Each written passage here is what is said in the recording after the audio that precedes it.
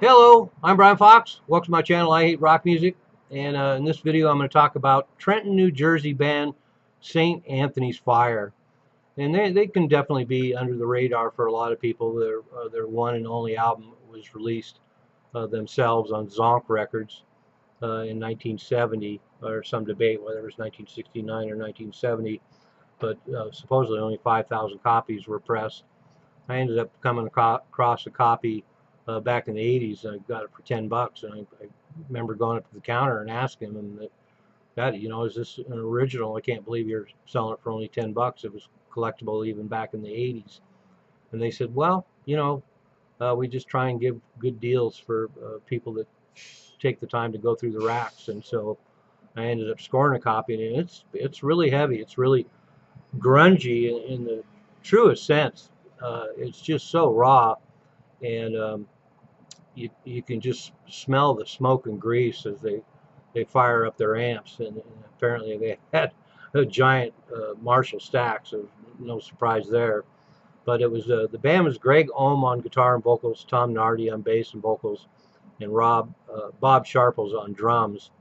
And so another classic power trio. But one of the things I find interesting in this day and age, of course, a lot of these records like St. Anthony's Fire I've been listening to for 50 years, and I never really could find out anything about the band, didn't really know anything about them. Now, of course, we live in a day and age where a lot of fans have done interviews with these guys.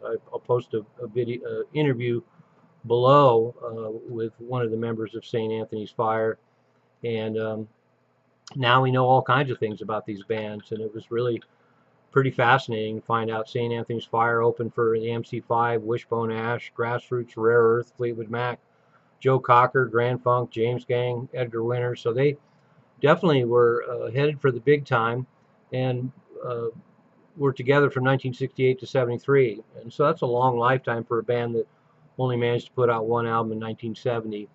And they also ended up being backup players for a lot of visiting groups. So they were obviously pro enough, and they ended up backing up James Brown, Jackie Wilson, the Coasters, the Drifters, the Four Tops, and Kool and the Gang. So that's pretty cool, and says a lot about their versatility. They could be a backup band for a bunch of high-profile rhythm blues bands, as well as opening for all these great 70s rock bands.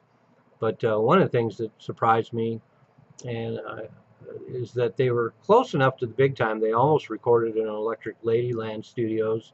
They almost had Felix Pappalardi produce them, and they almost signed to Atlantic. So another case of a band that almost broke the big time, and you definitely get the impression from the record, though it's pretty raw and pretty scrappy, that the potential, if they'd gotten into an expensive studio with a top-notch producer, they could have put out one of the all-time great albums. And it is a great album. The material is great.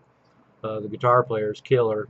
The whole band is smoking, and they're definitely firing on all pistons, and they almost sound like a classic Detroit high-energy band, but they're from Trenton, New Jersey. So it's kind of sad that they were together that long, 1968 to 1973, and the only thing we have is that one album.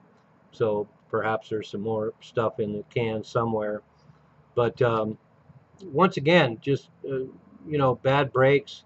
They checked all the boxes. They had everything going for them. And one of the things about St. Anthony's Fire is, I'm sure a lot of people that watch my videos are familiar with the Brown Acid series, where a lot of these really cool hard rock bands managed to put out singles on their own. So there's a lot of great singles out there by bands like St. Anthony's Fire.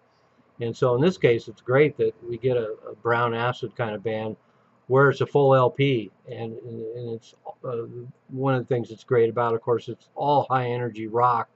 They don't really let up. It sounds like it was recorded in different places, because the approach to recording for a lot of the songs on them don't sound very cohesive as an album. They sound like they were recorded in different places, but that only adds to the charm of the record. It's been reissued on CD, and there's some limited edition vinyl reissues out there. Definitely worth picking up. But like so many of those bands from the 70s that ended up putting singles out and disappearing, it's just really a shame that a lot of them didn't get to do full albums especially when the singles are that good. And so, like I mentioned, St. Anthony's Fire. It's great that an obscure band like this put out their own record and managed to get a full album out. And for those of you who like that 70s high energy rock like I do, you really owe it to yourself to check out St. Anthony's Fire. I'll post the album below and check it out. And another story of a band that checked all the boxes, had everything going for them, and managed to get an album out and played with a lot of big bands that were touring the United States at that time, and they still managed to flounder and then disappear. So unfortunately, too many stories like that in rock music. But anyway, St. Anthony's Fire, some of you may not have heard of them before. Check them out. If you're into that kind of thing, you're going to dig it. I'm Brian Fox. Thanks for watching I Hate Rock Music.